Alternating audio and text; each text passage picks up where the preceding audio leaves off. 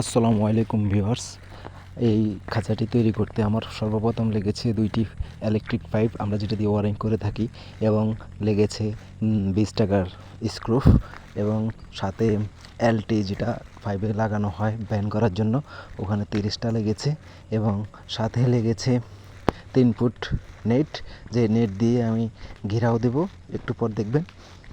এই আমার এখানে কষ্ট হয়েছে, কিন্তু আমি ফাঁকে ফুঁকে করেছি, যেহেতু 2-3 ঘন্টার কাজ, কিন্তু এটাতে আমার সর্বমোট খরচ হয়েছে, যেটা এখানে আপনারা ডিসপ্লেতে দেখতে পাচ্ছেন।